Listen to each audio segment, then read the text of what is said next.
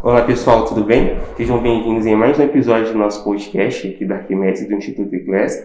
Eu sou o João Vitor, sou responsável pelo conteúdo aqui da Arquimedes e também do Instituto ICLES. Hoje aqui está comigo o Ailton Santos. Ailton é nosso engenheiro de manutenção e também está aqui comigo uma pessoa muito querida, que alguns já conhecem também, que é o Pedro. Pedro é nosso professor também aqui no ICLES. Pedro é engenheiro eletricista e especialista em engenharia clínica.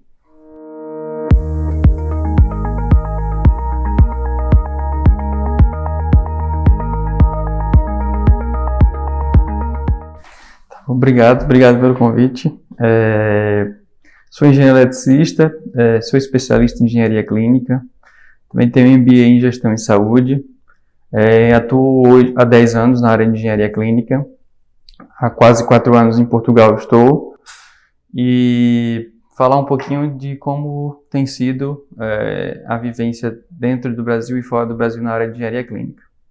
Certo.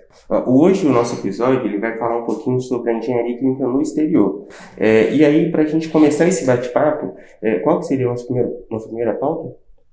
Nossa primeira pauta vai ser entender, melhor em relação ao contexto da engenharia clínica no exterior, Porque, querendo ou não, para os profissionais que já estão entrando na área aqui no Brasil ou que já trabalham há um tempo, eu acho que ainda fica essa questão como se a gente tivesse um pouco ilhado. Como é que funciona aqui?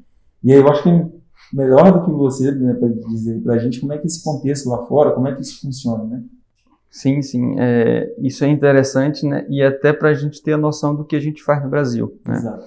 Que pouca gente tem essa noção do quanto o Brasil é avançado em engenharia clínica, e na área hospitalar. O modelo de engenharia clínica praticado no Brasil é o modelo americano e canadense, muito similar, que é o de gestão de tecnologias médicas e manutenção de equipamentos médicos. O modelo praticado em uma parte da Europa é similar também ao que é feito no Brasil, em alguns países como Itália, Alemanha, Inglaterra. E onde eu estou atuando atualmente, em Portugal e na Espanha, é um modelo diferente, que é o modelo de eletromedicina, focado mais em manutenção corretiva e gestão de contratos, sem todo o processo de planejamento estratégico, planejamento de aquisição, recebimento, até a desativação do equipamento, o que a gente faz no Brasil e nos Estados Unidos, Canadá é uma parte da Europa. Então, Portugal e Espanha não têm essa cultura que nós temos no Brasil, que é muito, para mim, no meu ponto de vista, é muito mais enriquecedor para um hospital. A parte de gestão de custos todas, isso é muito importante. Então, o que eu tenho trazido e tenho levado para Portugal, o que eu tenho trazido para o Brasil, são boas experiências que a gente vê na área hospitalar de Portugal e Espanha, e o que eu tenho levado do Brasil para lá é a cultura da engenharia clínica nossa, que é bem mais valiosa do que o que é praticado lá. Certo. Aí, Pedro, uma dúvida que eu fiquei. Aqui no Brasil, a gente está acostumado com o modelo de engenharia clínica que é na gestão do parque tecnológico, entre outras funções relacionadas. Quais foram os principais desafios que você encontrou que quando você foi para um dos países, Portugal, é um modelo diferente? Quais são os principais desafios que você encontrou nesse processo de adaptação de engenharia clínica de lá? E quais foram os seus processos? De onde surgiu essa ideia? Por que você quis sair do país? E quais foram as suas expectativas? Certo. Quando eu estava na faculdade ainda, em engenharia elétrica, eu fiz um intercâmbio, eu morei 1 ano na Espanha. E então isso foi em 2007, 2008. Então foi aí que eu tive o estalo e pensei, não, eu quero morar na Europa, muito por conta da qualidade de vida, segurança, mas não conhecia nada da área de engenharia clínica na época. Então regressei ao Brasil, terminei a faculdade na época e comecei a trabalhar na área de concessionária de energia depois que eu caí para a área hospitalar. Mas fui me planejando para sair do Brasil, até pela experiência de vida que eu tive, e comecei a estudar um pouco o mercado de 2 países que eu tinha em mente em morar, que foi o primeiro Canadá e depois Portugal. Fui para o Canadá, morei no Canadá também, mas foi mais para alguns cursos que eu fiz específicos. Mas existe uma barreira nos Estados Unidos e Canadá em termos de validação do nosso curso aqui para lá. E Portugal, eu também já tinha uma parte da família E aí comecei a estudar mais ainda Portugal, né, e Espanha, e foi um local que a gente agradou muito para ir morar em Portugal, e o mercado favorecia muito, né? Existe uma coisa que facilita muito a gente sair do Brasil e ir para Portugal, porque é um país irmão, né? E existem alguns termos de reciprocidade, o que vale aqui vale lá e o que vale lá vale aqui. Principalmente falando em Confea e CREA, eu consegui fazer minha validação toda pelo Confea. Então isso facilitou muito. Eu já cheguei lá com minha ordem dos engenheiros pronta. Não precisei fazer o processo. No Canadá eu precisava fazer 2 anos de curso de engenharia elétrica ainda. Então eu com 8 anos de formado, 6, 7 anos de formado, não ia fazer mais 2 anos de curso de engenharia elétrica, né, para poder atuar no mercado.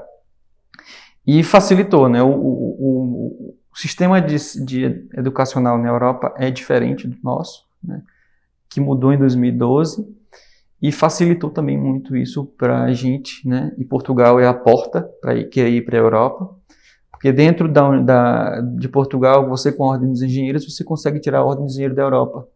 E aí você consegue atuar também no resto da Europa. Então, isso facilitou. Esse foi um dos pontos principais, né, em escolher Portugal.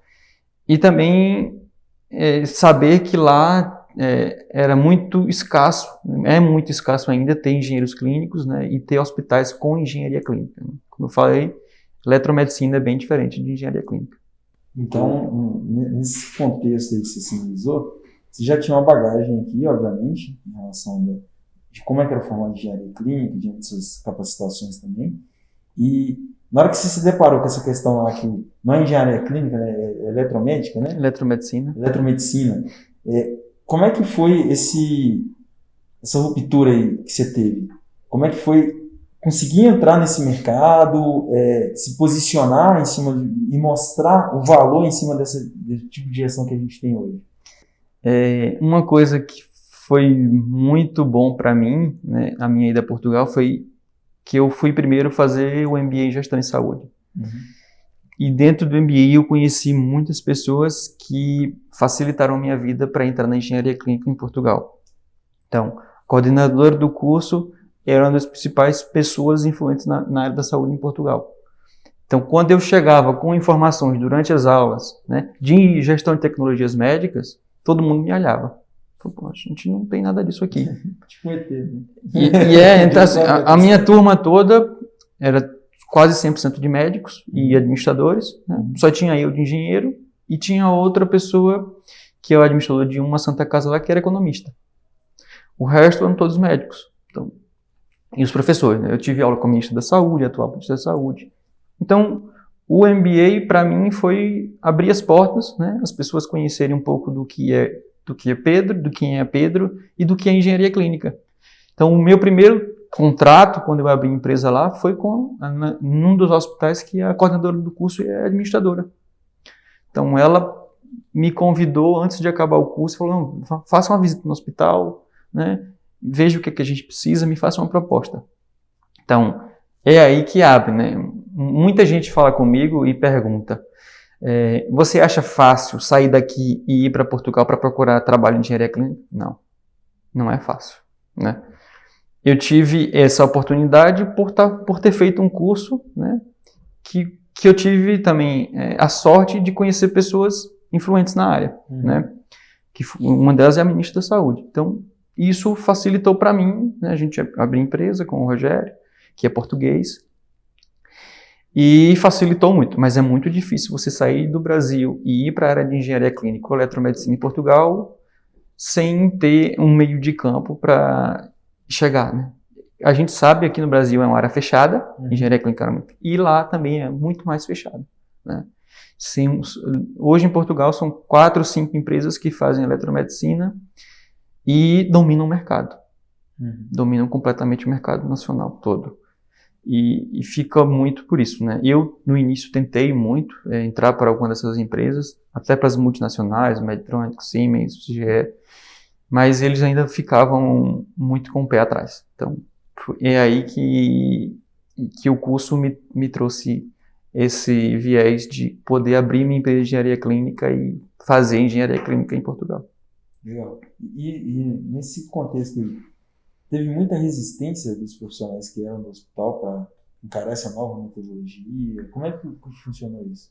Sim, na verdade, a implementação da engenharia clínica nos hospitais lá não é fácil, né? A mudança de cultura é bem complicada no início, principalmente que eles estão acostumados com a eletrônica e com a eletromedicina, e quando a gente vem com todo o processo de gestão, fica no início aquela dúvida, né, da certeza se aquilo vale a pena ou não. Nesse primeiro hospital, que é o Centro Hospitalar do Baixo Voga, que a gente começou a trabalhar, que são 3 hospitais, a gente teve uma aceitação muito boa no início, né, com o desenvolvimento de procedimentos internos, com a parte de gestão de custos todos. E isso que encanta muito eles, né, principal é a redução de custo. O que é que a gente fala que pode reduzir custos, então aí eles conseguem abrir mais e mudar um pouco a cultura. Mas quando a gente vem falar de qualidade, de disponibilidade de equipamento, eles ainda não têm aquele interesse, né? Mas quando você fala de redução de custo, o que a engenharia clínica pode trazer, né? Isso sim, aí eles começam a mudar um pouco o pensamento. E aí a gente junta duas coisas com outra. Então eu tenho redução de custo com isso, mas eu vou ter com isso um aumento de disponibilidade do equipamento e eu vou ter mais diagnóstico, mais tratamento. Então a rotatividade do hospital torna-se muito melhor. Então, a gente consegue hoje, uma das táticas é juntando as duas coisas, né? Redução de custo com a melhoria dos processos, que a engenharia clínica também é melhoria de processos contínuos. Então, a gente tem atacado muitos hospitais nisso, né?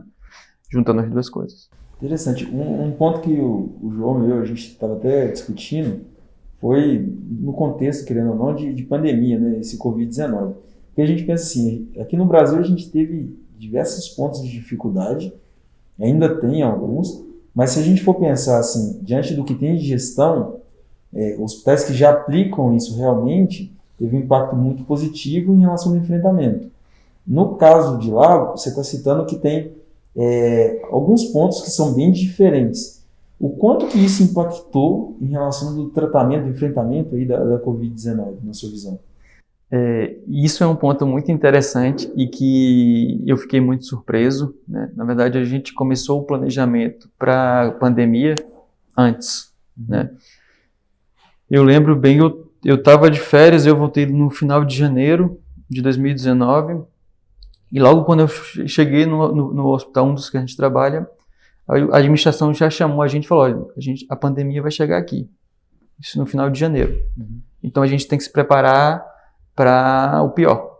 Então, a gente teve um tempo, final de janeiro, fevereiro, para fazer o planejamento mais ou menos de compra de equipamento, né, de criação de novos leitos. Então, em relação a isso, eu fiquei muito surpreso, né, uma boa surpresa, e que deu para a gente inicialmente estruturar, né, estruturar a maioria dos hospitais em Portugal conseguiram se estruturar com esse planejamento mais cedo. Mas depois teve esse grande problema com o pico, inicia que lá foi em abril, ter mais equipamentos, bomba de fusão, ventiladores. Então, e houve muita guerra entre países em querer pegar os equipamentos, né? Se um avião ia fazer uma conexão num país, ficava por lá os equipamentos. Isso aconteceu muito na Europa. Mas depois que teve o pico, que foi em abril, e em maio já ficou muito mais tranquilo, a gente começou a receber mais equipamentos, mais bomba de fusão, mais diálise, cama hospitalar faltou, e ventilador, a gente depois conseguiu comprar os ventiladores de muitas empresas chinesas, as principais alemãs não saiu nada da Alemanha, ficou muita coisa voltada para a Alemanha, a Dräger ficou na Alemanha, e outras mais para a Alemanha. Depois que o mercado foi percebendo de como ia ser o funcionamento nesse processo de pandemia, que aí, sim, começou as outras empresas a liberar mais equipamentos de chegar, né? Hoje a gente fala que já teve a segunda e terceira onda em Portugal, mas a gente já tinha feito o planejamento. Em maio a gente já tinha feito o planejamento para a segunda onda em outubro. Então a gente já chegou em outubro preparado, né? Agora, para a terceira onda, que foi janeiro e fevereiro, a gente não tinha noção que ia ser 10 vezes mais o número de casos do que do que a primeira onda. Mas deu-se porque a gente tinha muito equipamento reserva. Chegou muito equipamento. O que faltou depois foi infraestrutura para montar, né? Mas a gente conseguiu fazer um planejamento muito bom de mudar entre maio e outubro infraestruturas de gás, de tudo. E agora uma pergunta de curiosidade mesmo. Quando você chegou lá, o que você viu assim, de mais diferente da infraestrutura, igual você citou, assim, que você fala, cara, isso não tem isso no Brasil, isso pode ter um ganho, ou isso não é tão necessário? Qual foi a sua percepção lá? Eu acho que a grande diferença dos hospitais na Europa, eu falo por Europa por inteiro, do Brasil, é que assim, os principais fabricantes estão lá, né? E a tecnologia é muito mais barata lá, né? Porque é a mesma moeda. A gente trazendo para o Brasil, a gente hoje está multiplicando por 6,5, né, o euro. Então, tudo fica muito mais barato. Então, os centros cirúrgicos são dos hospitais públicos, né? 85% dos hospitais são públicos em Portugal, são muito bem montados. Não são mega estrutura para um centro cirúrgico que você vê muito pouco, né? Os principais hospitais do Brasil, você vê o que tem no hospital público lá. Então, em relação a isso, foi o que eu mais notei, tecnologia tem, né, de equipamento médico, muito mais fácil o acesso, né, das principais marcas. E o que eu notei que não tem é principalmente software, né? Portugal ainda é muito atrasado em softwares, software de engenharia clínica, software de gestão em geral, software para parte financeira, gestão de custo, centro de custo, e isso ainda é um pouco atrasado, né? Não só em Portugal, mas eu falo na Ibéria, Portugal e Espanha. Essa foi a grande principal diferença, né? E outra coisa, que é uma coisa muito boa que a gente tenta fazer aqui. Lá, todos os fornecedores são obrigados a dar os manuais técnicos. São obrigados por lei europeia a disponibilizar os manuais técnicos. Então, todo o processo de licitação que eu faço hoje, eu peço tudo. Eu peço manual técnico, eu peço treinamento, e eles são obrigados a dar. Aqui, no meio dos casos, é quase com a luta, né? Aqui tem que ser com a arma na mão, eu quero. Cara, é interessante. O João tinha um ponto para levantar aí. Eu só tenho uma curiosidade que acho que pode ser também curiosidade de outras pessoas que estão assistindo, não só nossos alunos da especialização em engenharia clínica, mas também estudantes de engenharia biomédica. Não sei se você percebeu, Pedro, mas pelo menos aqui no Brasil, eu acho que você vai notar, porque desde que a gente começou nossas turmas de pós até o devido momento, a gente tem uma crescente entrada de alunos. Assim como aqui no Brasil, lá fora, você acha que como um cenário pós-pandemia vai ter uma busca maior pela engenharia clínica? Sim, né? Nesse ponto você toca num ponto chave, porque não só engenharia clínica, mas engenharia biomédica por inteiro, né? O engenheiro biomédico tem atuações em todas as áreas, né? Na indústria farmacêutica, na indústria de dispositivos médicos, nos hospitais, nas agências reguladoras. Então, a engenharia biomédica por inteiro, né? Que a engenharia clínica é uma perna da biomédica. A engenharia biomédica por inteiro, pandemia e pós-pandemia, tende a crescer muito, né? Até porque foi dado muito mais importância agora. E a atuação do engenheiro biomédico é muito ampla, né? Engenharia clínica, sim, também. Falta engenheiro clínico no mundo inteiro, não só no Brasil, não só em Portugal, mas no mundo inteiro, né? Temos poucos profissionais em engenharia clínica. E o que eu tenho falado muito para os alunos a área só tende a crescer, né? Não pode muito prostituir, desculpa a palavra, mas prostituir a profissão. Mas para mim é a profissão do futuro, né? Engenharia biomédica, engenharia clínica, né? Voltado para os modelos que tem de engenharia clínica e engenharia biomédica do mundo todo. Vou puxar um gancho em cima disso que o João falou. Como que se enxerga, então, esse profissional que vai estar atuando nesse contexto, pensando não somente a nível nacional, Brasil, mas em atuações em outros países, para ser um profissional de excelência? O que você vê, assim, diante da sua caminhada? O que seria interessante esse profissional ter um olhar crítico? Como é que ele poderia estar desenvolvendo melhor? O que ele precisaria fazer? Existem alguns viés, né? Principalmente para engenharia clínica, né? Mas o que eu gosto de destacar bem em engenharia clínica é um bom engenheiro clínico, um bom gestor de engenharia clínica tem que ter um pouco dos dois lados, da parte técnica e da parte de gestão, né? Até porque hoje engenharia clínica é gestão de recursos humanos também. Então, é uma área interdisciplinar, né, que a gente tem que aprender a trabalhar com um pouco de todas as áreas, de marketing, de recursos humanos, de gestão de pessoas, da parte técnica, manutenção, e tudo isso envolve. Acho que, no meu ver, um bom engenheiro clínico tem noção de um pouco de cada área, né? Isso, assim, ele consegue deslanchar e ter boas oportunidades de trabalho. Certo. Porque eu até levantar um ponto curioso, que você citou até do bom engenheiro clínico, conhecimento da parte de gestão e técnica. Você podia contar para a gente, e até mesmo a sua própria experiência daqui, hoje eu vejo que muitas pessoas elas se enganam na definição, até da parte da atuação como engenheiro biomédico, e eu como especialista em engenharia clínica. Eu vejo muitas pessoas que enxergam os serviços como serviços de um técnico, sabe? Somente executar as manutenções, equipamentos médicos e sem atuar naquela gestão. Eu vejo muito isso, é até importante você falar um pouco da sua experiência, porque isso eu até acho grave, eu sempre corrijo quando alguém comenta, porque eu tento sempre puxar. Olha, isso é o trabalho do técnico. Eu acho que o engenheiro ele tem que ter aquelas noções, a manutenção, a parte técnica, mas, ao meu ver, é totalmente focado na gestão. Claro, claro. E tem uma imagem que eu sempre apresento e está na minha cabeça sempre, que é de um iceberg, né? O que todo mundo vê que a engenharia clínica faz é manutenção e calibração, né? Eles acham que a engenharia clínica faz é só isso. Mas toda a parte, que a maior parte do iceberg está embaixo da água, que é a parte do planejamento estratégico, o processo de aquisição de equipamento, a obsolescência dos equipamentos, procedimentos descritos. Então, tudo isso que a engenharia clínica faz, gestão de custos, não é visto, né? Não é visto por quem está de fora. E fica aquela impressão de que a engenharia clínica, o engenheiro clínico só faz manutenção e equipamento médico. Então, tudo isso acaba, por um lado, prejudicando a nossa profissão, né? Mas quando uma instituição conhece o que a engenharia clínica faz, o que o engenheiro clínico faz, isso torna-se muito mais valioso para ter um engenheiro clínico dentro do hospital. Entendi. E, Pedro, eu estava comentando com você naquela pergunta anterior, o que você acha da engenharia clínica, do crescimento que ela está tendo, porque eu posso te falar porque teve um período que eu estava conversando com alguns alunos, inclusive são a nossa, se não me engano, a terceira turma de engenharia clínica. Então eu vi um público muito misto ali. Tem pessoas da administração, tem até pessoas do direito, e aí eu vi muitas vezes perguntas assim, vai me render? Eu vou ter um retorno financeiro da área? O que eu posso te ajudar para esperar no futuro?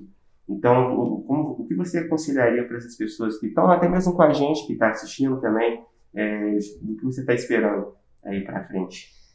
Na verdade, João, é bem particular, né? Eu vou falar do meu caso. Eu, quando entrei para a Santa Casa de Misericórdia da Bahia, eu fui promovido 4 vezes em 3, 4 anos. Então, depende muito da atuação da pessoa, né? Mas a gente tem que buscar crescer, a gente tem que buscar conhecimento, e isso depende muito de cada um. Mas tudo isso vai depender, né, de como cada um quer ser no futuro, né? Eu sempre quis, né, quando eu entrei para a engenharia clínica, trabalhar em grandes hospitais, fazer gestão de grandes hospitais, não só de engenharia clínica, porque a gente acaba se envolvendo muito com a parte de gestão hospitalar, né, gestão de operações e gestão do hospital. Então, eu sempre, né, fui planejando, e nos últimos, não sei dizer, 6, 8 anos, eu me planejei muito, né. Planejei para sair do Brasil, mas me planejei um pouco da minha carreira, né, que foi a minha evolução dentro do hospital na Bahia, da Santa Casa, e foi aí que eu tive um maior conhecimento, mas é aquilo que eu falei, vai depender muito de cada um, né, do que cada um queira, porque tem gente que vai querer, não, eu quero ficar numa assistência técnica, né, eu quero trabalhar num fabricante, e vai ficar uma boa parte da vida trabalhando com aqueles mesmos equipamentos, fazer manutenção de ressonância, ou tomografia, ou de ventilação, e não vai conhecer por inteiro o que é um hospital, porque o hospital é muito rico, né? Muito rico de informação, muito rico de equipamentos. E quem está dentro do hospital, o engenheiro clínico, acaba tendo contato com todos eles e tendo esse maior conhecimento. E aí consegue direcionar mais ou menos para onde vai querer a sua carreira, né? Ou para gestão, ou para manutenção, ou para pesquisa e desenvolvimento.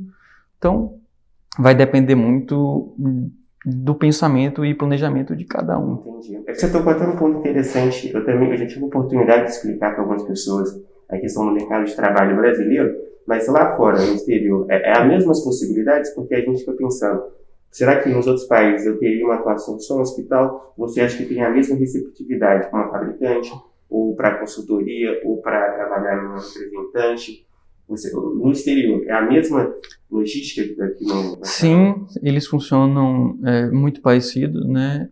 Hoje, uma boa parte, em Portugal e Espanha, vou falar mais desses dois países, quem está à frente dos serviços que ficam como serviço de instalações e equipamentos são engenheiros eletricistas ou engenheiros mecânicos, né? Engenheiros biomédicos ainda em Portugal, a engenharia biomédica ainda não tem um colegiado na ordem dos engenheiros, né? Fica vinculado à engenharia elétrica, eletrotécnica ou à química, mas falta ainda algumas coisas, como aqui é obrigatório, né? Você tem um engenheiro clínico no hospital, um engenheiro biomédico, lá ainda não tem isso. Então, fica muito ainda subjetivo, mas o engenheiro biomédico hoje fora tem muita atuação em consultoras, muitas empresas de consultoria. O engenheiro biomédico e o engenheiro clínico trabalha muito fora do Brasil na área de qualidade e gestão de risco, muito. Então, hoje em Portugal, a maioria dos engenheiros biomédicos que eu vejo estão em gestão de risco e qualidade. Então, não estão voltados para a engenharia clínica. Então, a atuação é bem ampla, né? Não só no Brasil, mas fora. A gente, no Brasil, eu não vejo quase ninguém engenheiro biomédico na qualidade, né? E você traz uma visão diferente dentro da qualidade. E isso já acontece lá e ainda não acontece aqui. Então, são duas coisas que a gente pode juntar e melhorar do lado de lá, lado de cá. Então... Bem legal. Dentro disso daí que você está falando, eu estou pensando assim... Até mesmo questão pessoal, né? É muito do alinhamento de carreira que a pessoa quer, né? O caminho que ela quer trilhar.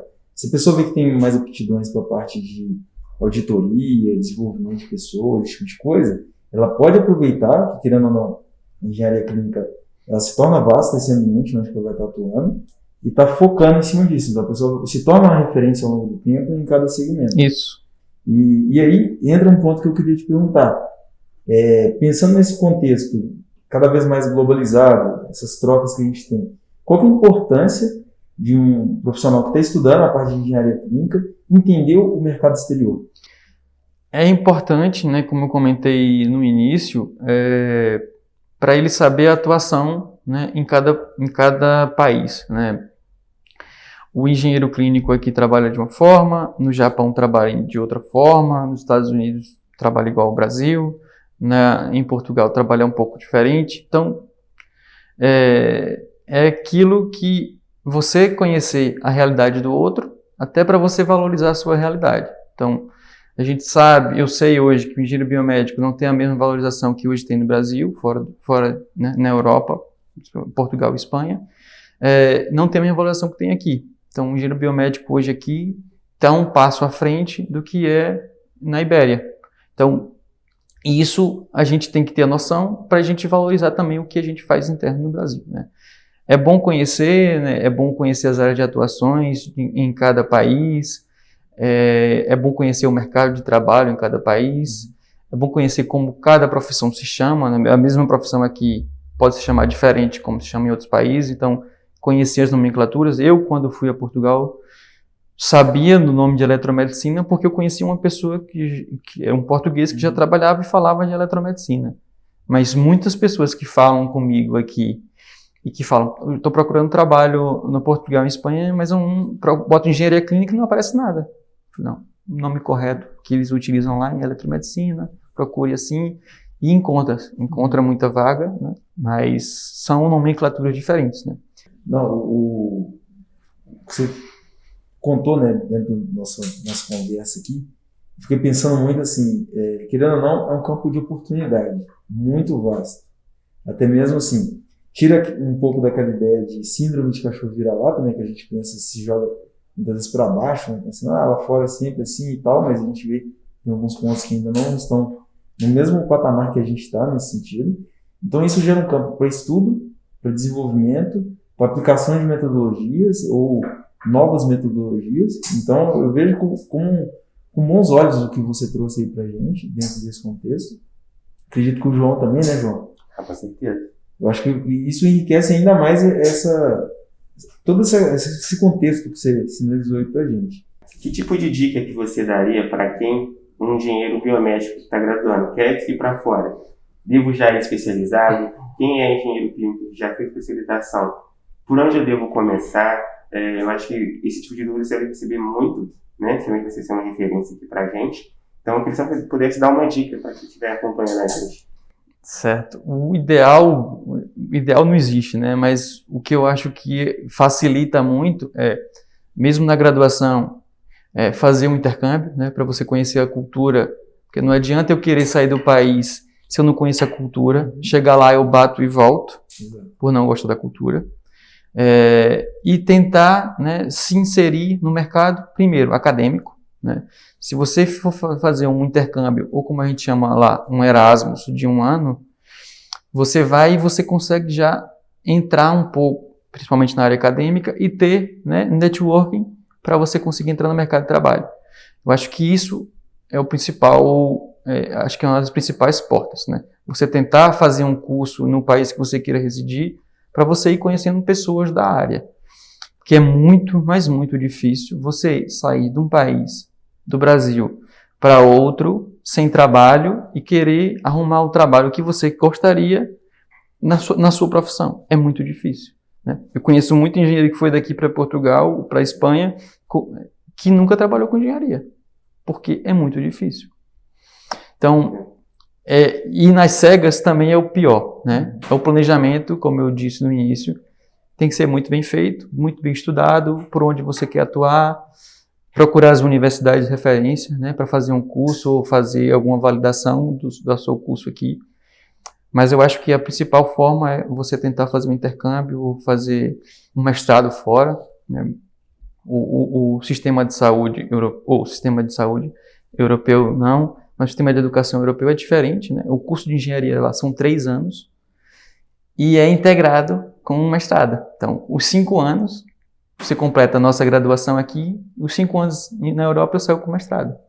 Então, é bem diferente. Então, você pode fazer uma parte do curso aqui, ou fazer o curso aqui e fazer um mestrado fora, né?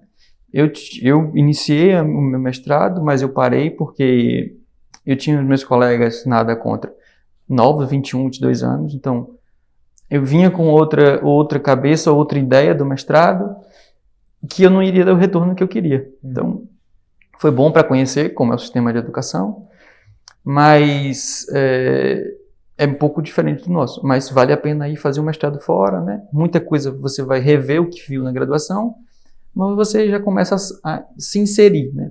E a União Europeia tem uma coisa muito boa, que é o incentivo do mercado profissional. Então, quem é aluno do mestrado, o Estado patrocina 80% a 85% da bolsa de estágio e a empresa só paga os outros 15%.